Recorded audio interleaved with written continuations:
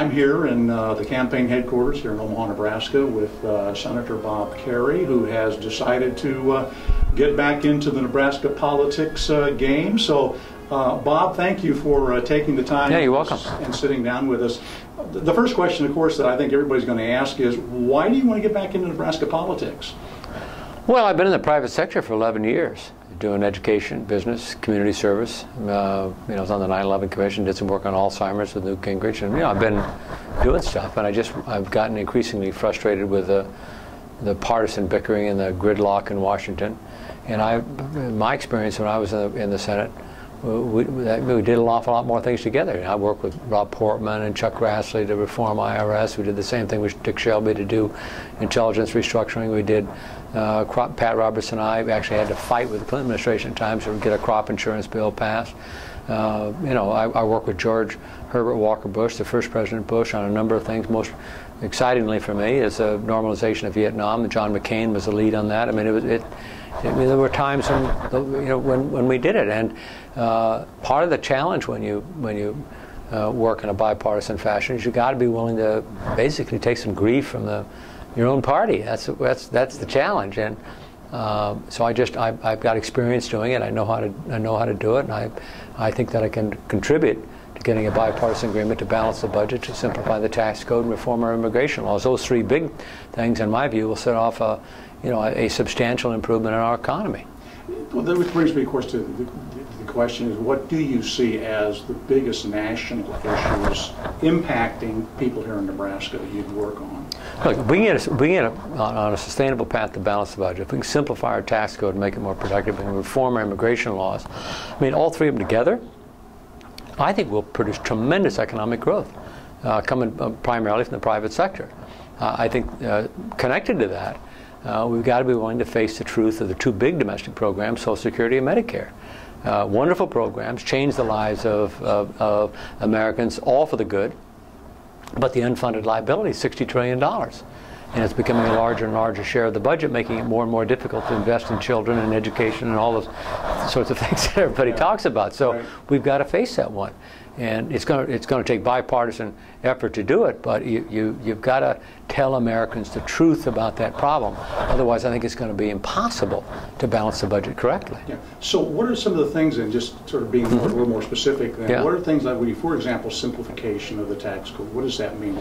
How would you see that unfolding? Well, we had all kinds of deductions, a couple $100 billion a year in tax deductions, and you got to trim those back. In order to be able to lower the overall rates for everybody else. And that's basically what the whole idea is, to reduce the individual and the corporate rate by eliminating loopholes or cutting back on some of the deductions that are in place. And I just think it would be anything that will make our tax code more simple, anything that will make it such that it is going to result in productive investment is going to be positive for our economy. How do we deal, the President talked about last night, and of course the Democratic Convention talked about the DREAM Act and the DREAM Kids.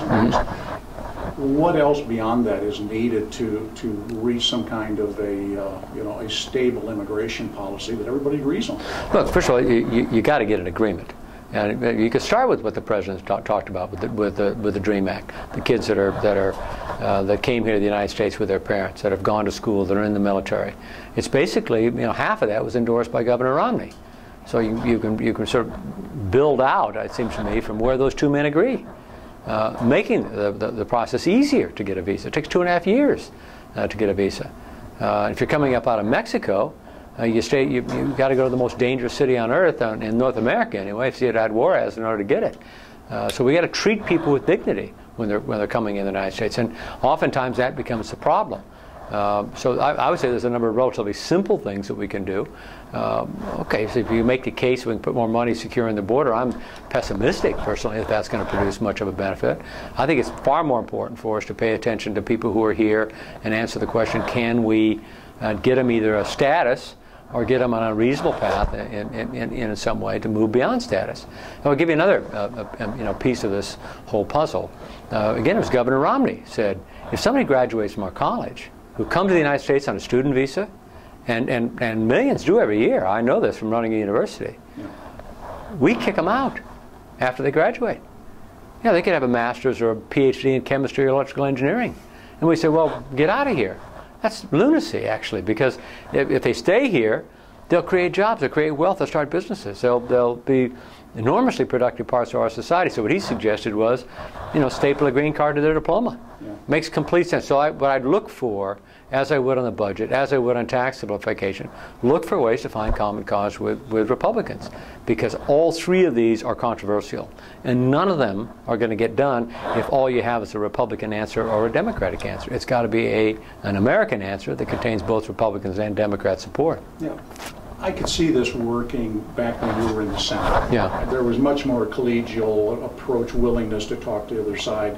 We have this climate now, it seems, within the last 5 to 8 years or so, where that just isn't there anymore. I mean, there's just this very sharp divide, and if watching the Republican convention and their view of the current administration things, how do we reach out to those people? How do you get those people a dialogue, a constructive dialogue going? Well, you got to just do it. I mean, there's no substitute for just doing the work, and you got to listen to them. There are times when the conflict's irreconcilable, but from my experience, after it's not, it isn't irreconcilable. You can't. There's some things you can't compromise. There's some people that you can't reach a compromise on. But I come into this campaign with a very strong belief that there's 60 members of the United States Senate, Republican and Democrat, that can find common ground to get us on a sustainable path to balance, to reform our tax structure and reform our immigration laws. As I said, all three of which will produce tremendous benefit. Now, I'm also campaigning on a promise to go back and fight to change the rules of Congress, because I think the rules of Congress have themselves become part of the problem. Yeah. Your opponent is described in the World Herald, and I'll quote them here, as professional, or this is the way they have quoted people saying, as professional, straightforward, and to the point. How do you want Nebraskans to see you? I'm a problem solver. I'm a problem solver. I'm a builder. I'm a consensus builder. And I've been in the private sector, and I'm coming back and saying, it's not enough to be straightforward. You can be straightforward and not be a part of the solution. We've got to solve these problems and quit telling people what the answer is. We got to actually solve them, and that's what's going on. I mean, State Senator Fisher, who's running against me, she's got 18% balanced budget amendment. It's basically a slogan. It's not an answer, and it's not a solution. It's certainly not going to put her in a position to be able to actually solve the problem. And I'm saying, I've done it. I've worked with Republicans. I know exactly who I'll call on the 7th of November if I get selected by Nebraskans to represent them. Well, let's talk about that. Let's say that you and the president both get elected again in November. What you had previous seniority because of your two terms that you were there. Does any of that coming back in now? Does any of that actually apply? Do you sort of start at square one again, or does the Senate recognize that seniority, and then you have a better choice of committees you want to serve on? Well, I mean, I think it's likely that my seniority, some of that seniority is going to get restored. It's likely I'll be on appropriations and ag and armed services. But on the other hand, I've been challenging Democratic leader Reid pretty good during this campaign. Maybe they'll feel differently about it if I win. I don't know. But it's really one of the things that you can't worry about, because it's why the caucuses, I think, have become a problem, because they can threaten to take away seniority. They can threaten to take away your committee positions. They can threaten not to bring your bill up to the vote and so forth, and allow your agenda to proceed. And you got to ignore that, because you're not going to get a bipartisan agreement on the budget, on the taxes, on immigration, unless you're willing to break with the party. You just can't get it done. Doesn't mean I have to stop being a Democrat. Doesn't mean I have to stop caring about economic and social justice. Quite the contrary. In my case, in all three of these instances, I think it's a moral imperative to grow the economy faster than what we're currently doing. I believe that bipartisan effort in all three of those will get that done. Okay. You've been criticized as being an outsider, the time you spent in New York at the new college, or new school. What did that experience of being in New York City and being a college president, has any of that changed you? Has it changed your outlook? And what if any, insights does that bring to you when if you get back into Congress? Well, I mean, first of all, there's a lot of things been going on in Nebraska that I've been a part of. My businesses I've been a part of. They've struggled the last 3 or 4 years. We're doing better. But I know what the impact was on businesses in Nebraska when the economy melted down in 2007 and 2008. You couldn't borrow money for coffee. And we were saying, my God, what happened to us? Are we going to be able to, are all our loans going to get called? Yeah. You know, I had no grandchildren 11 years ago. I got 4 of them now. 3 live in Cincinnati, 1 live here in Omaha. So there's, you know, I've been doing a lot of things and been connected to the state during that 11-year period. But yes, I learned a lot from being a university president. I'm passionate about the quality and the energy and the idealism that younger generation has. I'm very concerned about the amount of debt that they have when they graduate, and I have some specific ideas of what can be done. But I've got a very passionate belief that college education is essential today. I mean, even though I think there's great opportunities in vocational education, I think you really have to make certain that we're investing in that. There's no question that being able to go to college and get the right kind of college education to make the make the difference between being successful in life and not.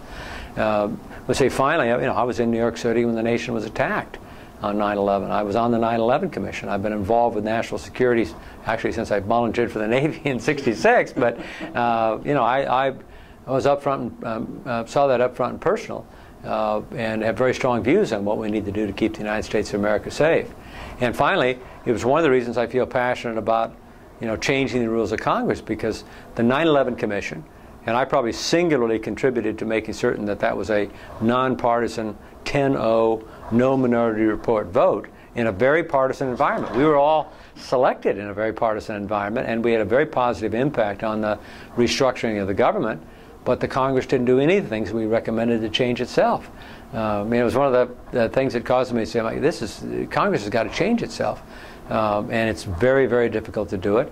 And you need somebody, and I am willing to do this, that's willing to annoy both parties, because otherwise it simply isn't going to get done.